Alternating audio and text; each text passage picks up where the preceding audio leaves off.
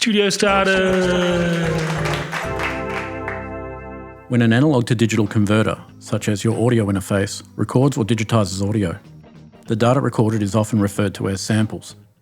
Much like a continuous photo burst shot with a still camera, a photographer might refer to that as frames per second. But in the world of audio, it's generally referred to as samples per second. Or older players might refer to this as cycles per second, which is a direct reference to hertz, the representation of sound waves measured per second. Your audio interface, sound card or analog to digital converter by default has a sample rate of 44,100 samples per second, or otherwise known as 44.1 kHz. Now what this means is that there are 44,100 snapshots of your audio being taken per second. But it's best to halve this number to better understand what it actually means. Imagine a scenario where you had to take water samples from a stream to test water clarity, pH levels, etc. You may take 2 or more samples from various areas down the stream. That scenario can be likened to the process of taking audio samples. And the theory behind this is known as the Nyquist theorem.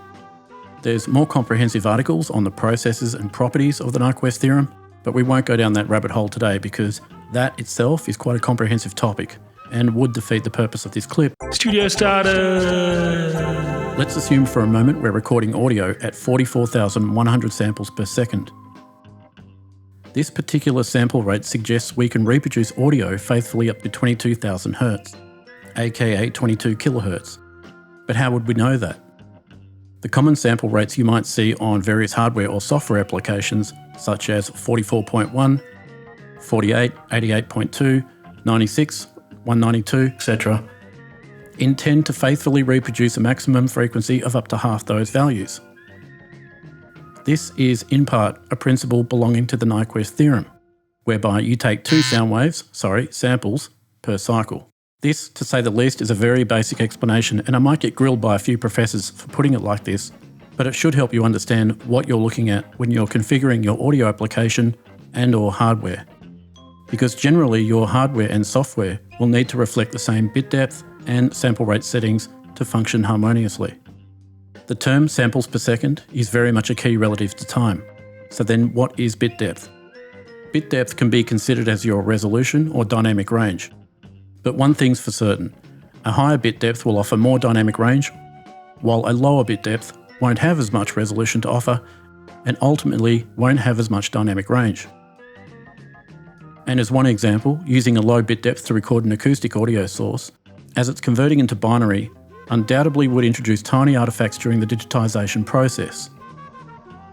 This is where quantizing can occur, due to the rounding up or down of the acoustic audio impression to match available binary values.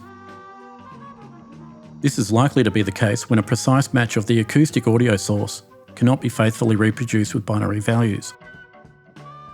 Much like the attempt from a low-quality JPEG algorithm to reproduce gradients of a night sky, and most attempts by the JPEG algorithm will just produce dark grey with blocks of solid black, roughly dithered together, and that's because its dynamic range has less options to choose from in its attempt to translate the original into bytes. It'll just choose the nearest colour and settle for less than exact.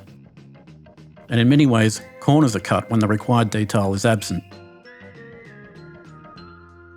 Another way of looking at this is, if we have a couple of 2-storey houses side by side each other, both identical in height and floor space, the house on the left has a 12-step staircase, while the house on the right has a 24-step staircase. Obviously, the house with the 24-step staircase has more gradual increments to cover the same distance as the house with the 12-step staircase. And that's a very basic way of looking at bit resolution in each frame or cycle. So if you took a photo of each staircase, you'd have one with 12 steps versus the other with 24 steps. And this analogy should help paint the explanation as an X and Y axis of sample frequencies and bit resolution a little more vividly. But that analogy doesn't explain the difference between 12-bit and 24-bit as an accurate comparison, because it's much more dramatic than that. The resolution of 24-bit opposed to 12-bit is not just 12 steps. It's actually nearer to 16.7 million steps.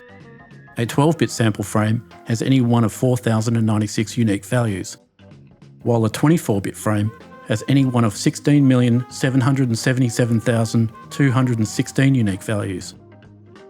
While I'm talking, my audio interface is taking any one value between 0 up to 16.7 million values, but it's doing that 48,000 times per second. Now let's consider the sample buffer. These options are found in most audio applications, and the sample buffer, also known as the I/O buffer, refers to the block size of samples your computer's CPU will process before passing it on elsewhere. But when recording digital audio, there's so much processing going on that ultimately there's always milliseconds, or at best, nanoseconds of audio handling, taxing your processor, plus reading and writing streams of audio from hard disks that could be running at different speeds. So you could get your latency down to a sufficient level that allows you to get by adjusting your sample buffer value, and that's exactly what it's intended for. So think of it as your latency comfort zone for either recording or mixing, because you may need to adjust it for one or the other, depending on how many tracks, how many plugins are being used, how fast your processor is, and how quick your hard drives are. If you have loads of plugins active and you start to hear pops and clicks, or your computer just freezes up and crashes, try using a larger sample buffer value. This will allow your computer's processor to digest larger mouthfuls of samples less frequently. Then your computer can take care of another process while it's waiting for another bucket, or alternatively, try using a smaller sample buffer value, which is like filling up a bathtub with a teacup, although with smaller buffer values, your computer could choke if it has too many other processes going on simultaneously. It should also be said that if you have a faster processor than most, it may be able to cope with the same load better for you than it does others, and so the value of a sample buffer will not be the same for everyone. If you're recording vocal overdubs, like me, you'll agree, we all want 0-second latency or close to no latency at all, especially when overdubbing live musicians, because they'll want to hear themselves in their headphones without any latency, which would be quite distracting and hard for live artists to work with if your latency is 10 milliseconds or more. Lower sample buffers, in most cases, will reduce latency, but if you have loads of plugins active, then you may encounter pops and clicks. And that also depends on how much grunt your computer has. If this sounds like your scenario, then I suggest bouncing down your project to a stereo file, put that in a new blank project and record your live musicians. When they're done, you can import those newly recorded tracks back into the original project for further editing, along with a larger sample buffer value. This is an ideal workaround if your workstation suffers from performance issues. When you record digital audio, your computer will play back those samples in the order that they were recorded, with the help of a clock, aka timing master, or master clock, maybe with the help of a word clock. These are used to repeat the precise intervals of time between each sample frame before it cues the next frame, and so on and so forth. This occurs tens of thousands of times per second, depending on your sample rate. So a precisely timed clock can faithfully reproduce the subtle harmonics or subharmonics of your recorded audio when your samples are played back in high-speed succession, opposed to the clock of a cheap audio interface that could produce unwanted jitter, aliasing, and other audio artifacts that may not have been in the original audio recording to begin with. You may have heard the term sample accurate or sample accuracy. Clocks intend to maintain sample accurate precision with the utmost integrity. That's their role. But there are those that do it better than others. And it can be quite an issue when several audio interfaces and/or video devices need to be synced to each other precisely. And it's also a very controversial subject too. Check out gearspace.com and you can read about it for days.